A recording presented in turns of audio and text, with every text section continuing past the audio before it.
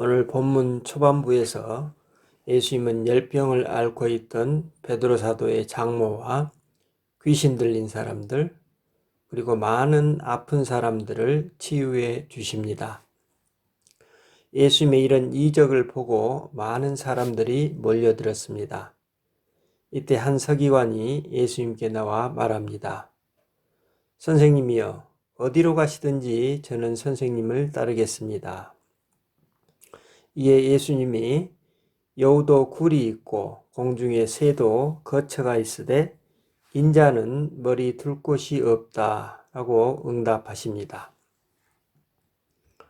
바로 이어서 이제는 제자 중 한 사람이 말합니다. 주여, 내가 먼저 가서 내 아버지를 장사하게 허락해 주십시오. 이에 예수님이 죽은 자들이 그들의 죽은 자들을 장사하게 하고 너는 나를 따르라고 하시면서 방금 서기관에게 하셨던 말씀과는 상반된 응답을 하십니다. 우리는 오늘 본문에서 예수님이 병자들을 치유하신 내용과 서기관과 한 제자와의 대화 내용에 어떤 연결고리를 찾기는 쉽지 않습니다. 그런데 마태 사도는 여기에 머물지 않고 본문 8장 18절에서 예수님이 말씀하신 대로 제자들과 한 배를 타고 바다를 건너는 일화를 소개하고 있습니다. 세 개의 일화가 하나의 흐름으로 이어지고 있습니다.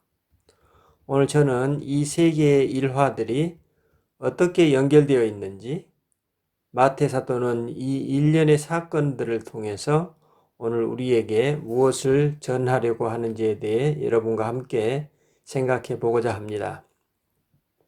먼저 첫 번째와 두 번째 일화를 살펴보십시다. 본문에서 예수님은 열병으로 앓아누운 베드로 사도의 장모를 치유해 주십니다.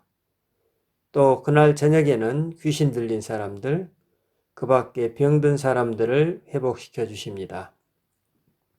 본문의 저자인 마태 사도는 이 두 사건을 소개하고 난 후 이제 본문 17절에서 구약의 이사야 선지자가 한 말, 즉 우리의 연약한 것을 친히 담당하시고 짊어지셨도다 라는 말씀을 인용하고 있습니다.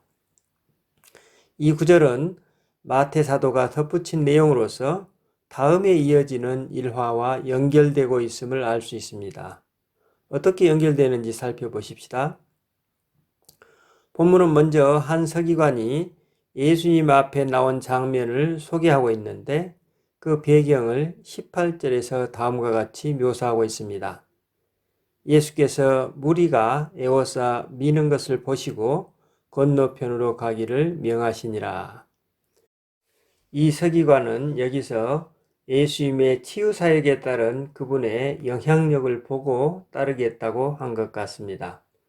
그러므로 인자는 머리 둘 곳도 없다는 예수님의 응답은 그 서기관의 심중을 꿰뚫었던 것입니다. 곧이어 이제는 제자 중 한 사람이 예수님께 말합니다. 주여, 내가 먼저 가서 내 아버지를 장사하게 허락하옵소서. 예수님 당시 유대 전통에 따르면 경건한 이스라엘 사람들에게 하루 일과 중 가장 중요한 일은 다음의 말씀으로 기도드리는 일이었다고 합니다. 이스라엘아 들으라, 우리 하나님 여호와는 오직 유일한 여호와시니 너는 마음을 다하고 목숨을 다하고 힘을 다하여 주 여호와를 사랑하라. 이 기도는 1000년이 넘도록 이스라엘 사람들 뼛속 깊숙이 각인된 것이었습니다. 그런데 이 기도보다도 더 우선시되었던 일이 딱 하나 있었는데 그것은 자기 아버지가 돌아가셨을 때 장사를 지내는 일이었다고 합니다. 그러므로 이 대화의 현장에 있던 모든 사람들은 그 제자로 하여금 아버지의 장례식에 잘 다녀오라는 예수님의 응답을 기대했을 것입니다. 그러나 예수님은 죽은 자들이 그들의 죽은 자들을 장사하게 하고 너는 나를 따르라고 응답하십니다. 아마도 예수님의 허락을 요청했던 그 제자에게는 무례하게 느껴질 정도로 파격적인 내용입니다. 참으로 충격적인 말씀을 하셨다는 것을 알 수 있습니다. 그러면 좀 전에 그 서기관과 이 제자의 사례에서 발견되는 공통된 메시지는 무엇일까요? 그것은 예수님을 따르는 사람들이 경험하게 될 그들의 수고와 헌신, 고통과 아픔입니다.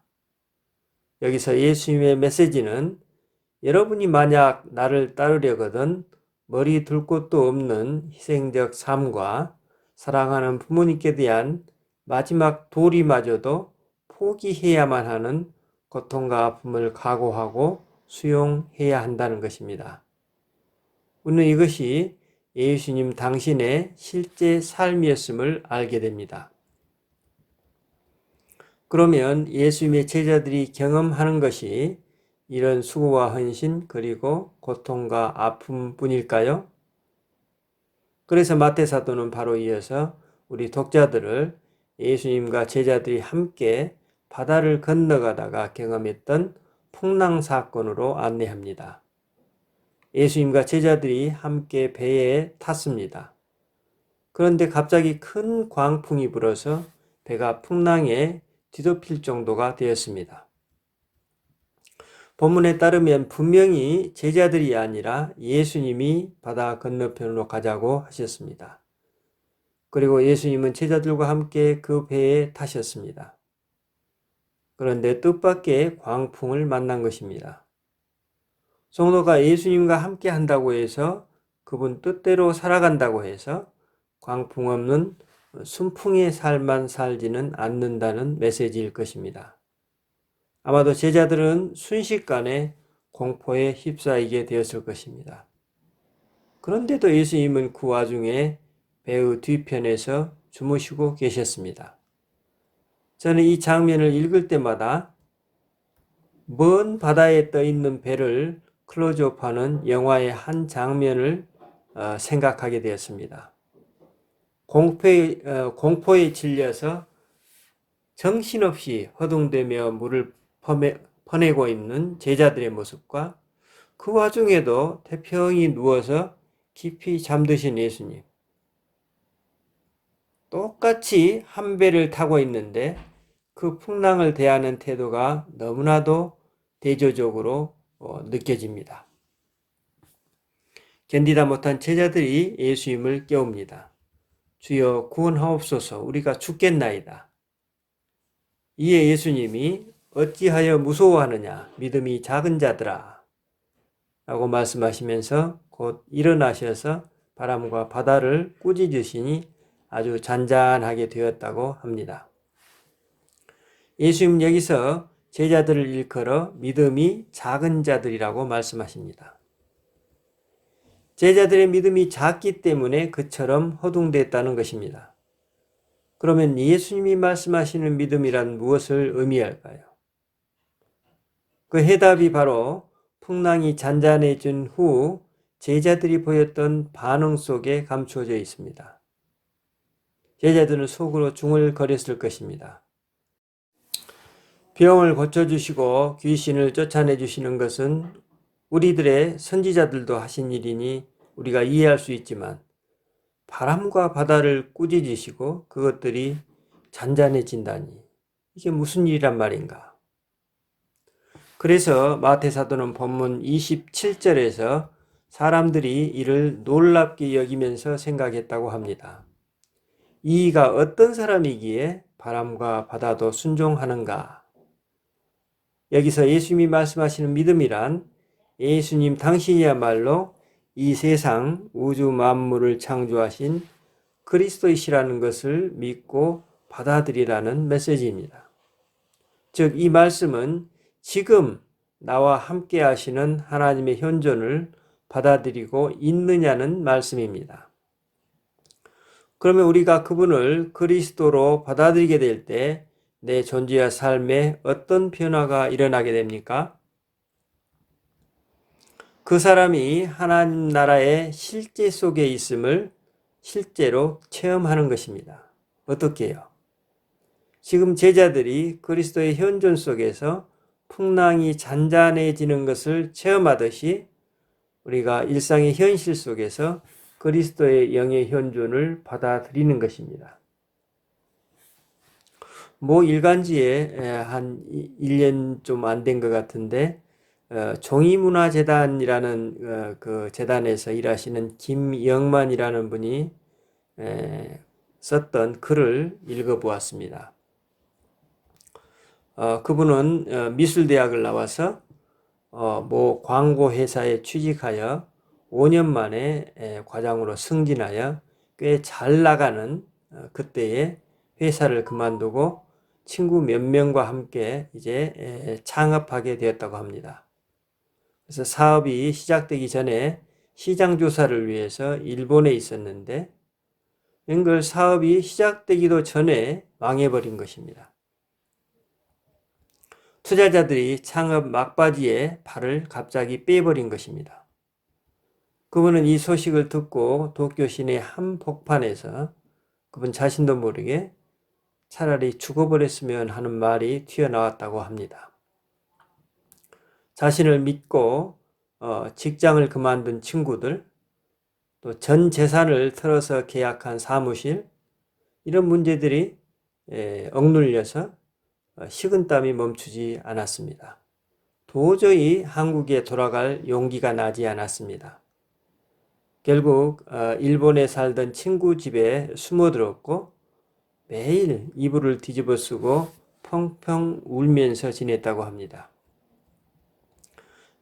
이렇게 폐인처럼 지내던 한 달 정도를 지냈는데 친구가 어느 날 급한 일이 생겨서 자기 딸을 유치원에 데려다 달라고 부탁했습니다. 아이를 데려다 주고 유치원에 가서 창문 너머로 수업하는 장면을 멍하니 쳐다보았습니다. 자신은 내일에 대한 걱정 때문에 벌벌 떨면서 죽음만을 생각하고 있는데 저쪽에 앉아있는 꼬마 녀석들은 아무런 걱정도 없다는 듯 신나게 코를 후비적거리면서 웃고 있었다고 합니다. 그 모습을 보고 한 달 만에 처음으로 자신도 웃었다고 합니다. 그분은 생각하기를 저 조그만 것들에게 걱정거리가 있다면 코에 있는 코딱지가 전부구나. 그때 유치원 교사가 아이들에게 색종이를 주었고 그 콧구멍을 파던 아이들이 종이접기에 몰두하는 모습을 보게 되었습니다. 순간 그분의 뇌리에 기회라는 단어가 떠올랐다고 합니다. 곧바로 한국에 돌아와 종이접기 공부를 시작했습니다. 종이접기라니? 사업이 망해 머리가 횟가닥 돌아버린 것이 아니냐라는 얘기가 주변에서 들려왔다고 합니다. 하지만 그분은 별로 신경 쓰지 않고 아이들처럼 지금 이 순간에 집중하면서 즐겁게 일했다고 합니다. 다른 사람의 시선, 내일에 대한 걱정은 코 속에 코딱지 같은 것에 불과했기 때문이었습니다. 그리고 어느새 종이 접는 특이한 아저씨라는 소문이 나기 시작했고 강의는 물론이거니와 방송국 고정 프로그램을 맡게 되었다고 합니다. 그분은 종이를 접으면서 30년이 지나 이제 칠순에 이르기까지 한 번도 죽음을 걱정해 본 적이 없다고 했습니다. 죽음 역시 코딱지일 뿐이기 때문입니다. 문득 떠올라 우울해지면 에라 하며 가볍게 파내고 말자. 어차피 오고야 말 것인데 괜히 걱정하며 행복한 순간을 망칠 수는 없지 않는가 라고 생각하면서 그 순간순간을 넘긴다고 했습니다. 여러분, 우리가 진정 그리스도의 현존을 우리의 일상 속에서 받아들인다면 어떻게 될까요? 본문의 풍랑 속 제자들이 그리스도의 현존으로 내외적 풍랑이 잔잔해짐을 경험했듯이 오늘 우리가 어떤 상황과 환경 속에 있든지 그 풍랑은 잠잠해질 것입니다. 왜냐하면 그 풍랑도 그분에 의해 창조되었고 그분의 손 아래에서 일어나고 있기 때문입니다. 그러므로 제자들이 예수님을 따를 때 불가피하게 경험하는 수고와 헌신, 고통과 아픔이 있을 수 있지만 동시에 그 수고와 고통과 아픔이 내 혼자만의 것이 아니라 우리가 그리스도의 현존 속에 있기 때문에 그분과 함께 경험하는 것입니다.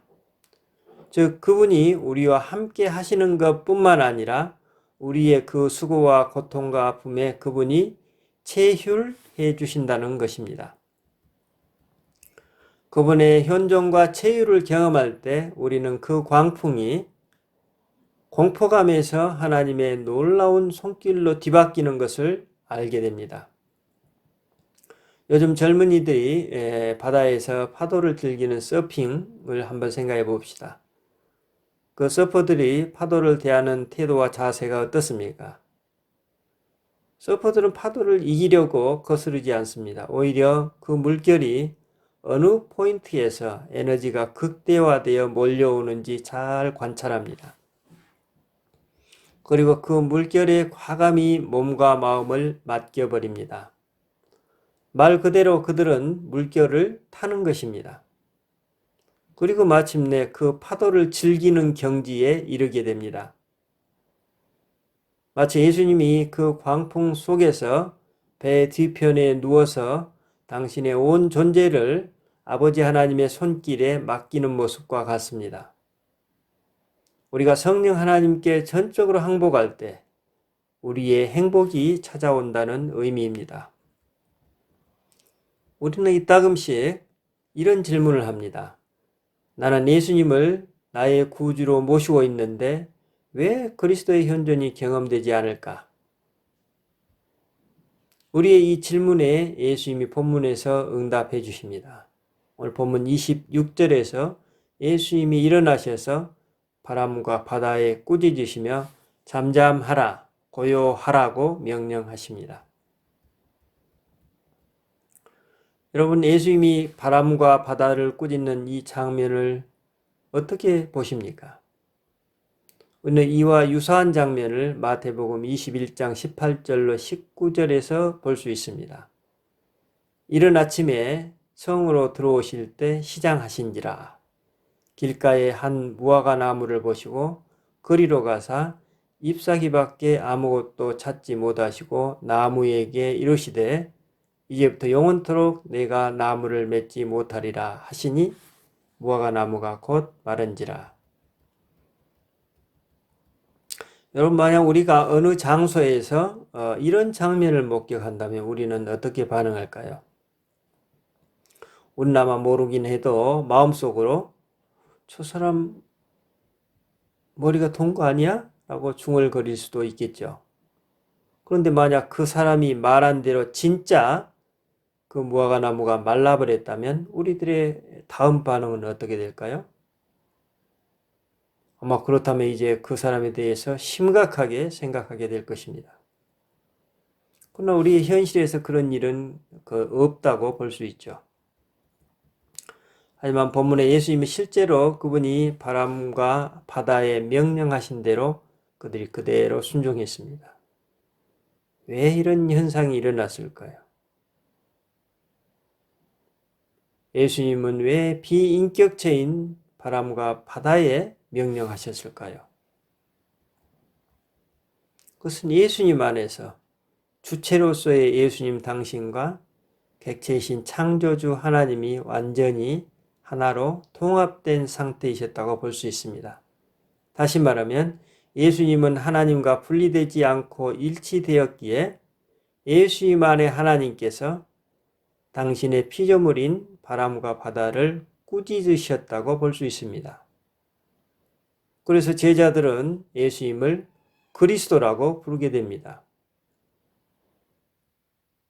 그렇다면 이 지점에서 우리는 질문할 수 있습니다. 우리는 이렇게 질문하겠죠. 우리는 예수님이 아니잖아요. 우리는 예수님과 같은 믿음이 없잖아요. 예수님의 그 권능이 오늘 나와 무슨 관계가 있나요? 이에 오늘 예수님이 우리에게 어떻게 응답하실까요? 그래서 내가 너희에게 성령을 보내지 않았니? 이렇게 하시지 않겠어요? 물론 기도 안에서 우리의 간구가 간혹 성취되는 경우는 있습니다. 그러나 오늘 우리는 본문의 예수님처럼 자연을 움직이는 권능까지는 거의 없습니다. 하지만 우리 안에서 이미 성령 하나님이 자리 잡고 계십니다. 우리에게 문제는 성령 하나님의 권능이 더 온전히 드러날 수 있도록 그분을 더욱 신뢰하는 것입니다. 그것을 예수님은 본문에서 믿음이라고 말씀하십니다. 그리고 우리 편에서 할 수 있는 기도 생활을 게을리 해서는 안 되겠습니다. 성령을 거스르는 내 안의 요소를 기도 안에서 끊임없이 풀어나가면서 현실 속에서 그리스도의 현존을 더 실제적으로 받아들이게 됩니다. 그러면 오늘 본문의 세 가지 일화의 메시지를 다시 연결시켜 보십시다. 오늘 마태 사도가 첫 번째 일화와 두 번째 일화의 연결 포인트로 이사야서 53장 4절 그는 몸소 우리의 연약함을 떠맡으시고 우리의 질병을 감당하셨다는 이 말씀을 인용하고 있습니다. 오늘 이 말씀의 맥락에서 예수님 당신이 자신을 일컬으실 때 사용하셨던 인자라는 용어에 주목합니다. 히브리어로 이 인자라는 말은 사람 혹은 인간을 뜻합니다. 신약 성경에 나오는 이 인자는 다니엘서 7장 13절과 자주 연계되어서 이해됩니다. 즉 인자 같은 이가 고난의 기간을 거친 후 인정을 받고 하늘 구름을 타고 와서 예적부터 계신 이에게 나아가 왕의 권세를 얻는다라고 되어 있습니다. 그런데 예수님 당시 1세기 무렵에는 이 인자 같은 이를 이스라엘 사람들이 그토록 학수고대하는 메시아에 대한 약속으로 이해했다고 합니다. 예수님이 이 인자라는 단어를 당신이 고난을 받고 나면 하나님이 당신을 인정하실 것이고 당신의 반대자들을 심판하실 것을 믿으셨던 것입니다. 이런 맥락에서 예수님은 이 인자라는 용어를 당신 자신을 가리키는 용어로 사용하셨습니다. 결국에 이 인자라는 말은 예수님 당신이 받을 고난, 당신의 존재와 당신 삶의 진정성, 그리고 그리스도의 권위를 암시했던 것입니다. 그러므로 인자라는 용어는 하나님의 아들로서의 예수님의 권위, 그리고 하나님의 아들로서의 그분의 고난을 포괄하는 의미를 가집니다.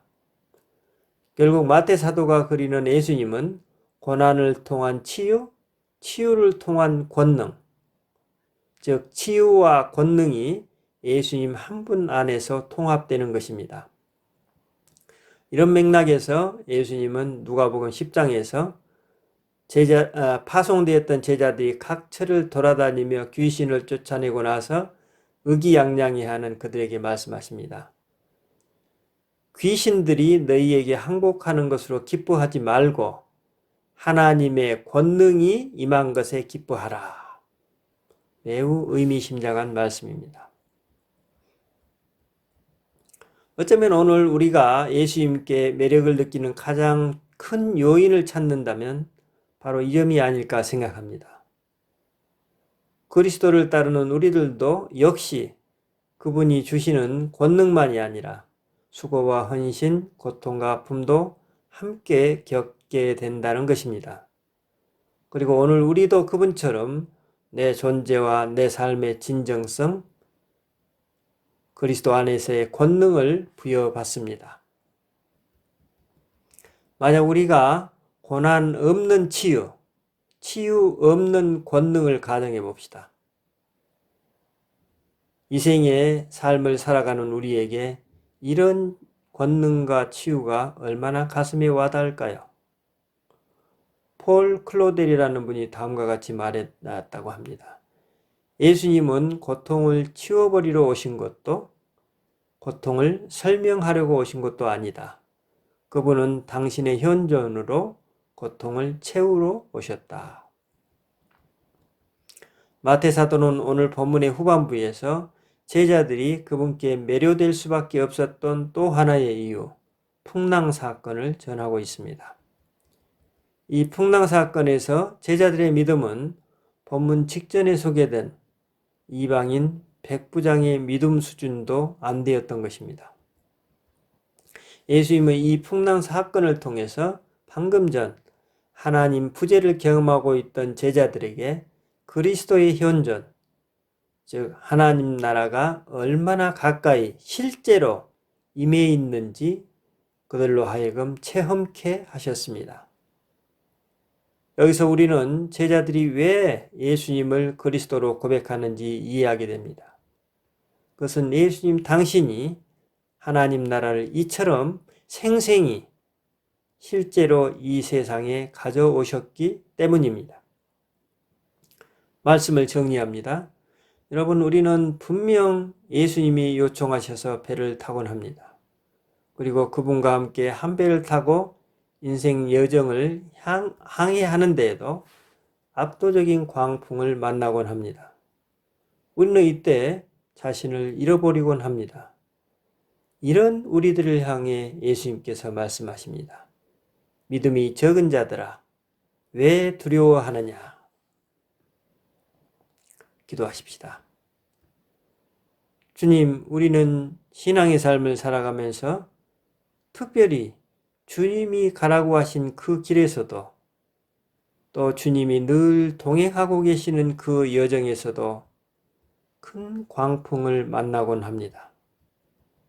이때 그 광풍을 대하는 우리들의 태도가 얼마나 중요한지 깨닫습니다. 그것은 주님과 함께 그 광풍을 맞으라고 말씀하십니다. 그러면 그 광풍은 순풍이 되고 다시금 평온을 되찾는다는 것을 주님께서 오늘 일깨워 주십니다. 주님, 우리가 매일 매순간 당신 나라의 실제가 얼마나 가까이 와 있는지 체험하게 하옵소서.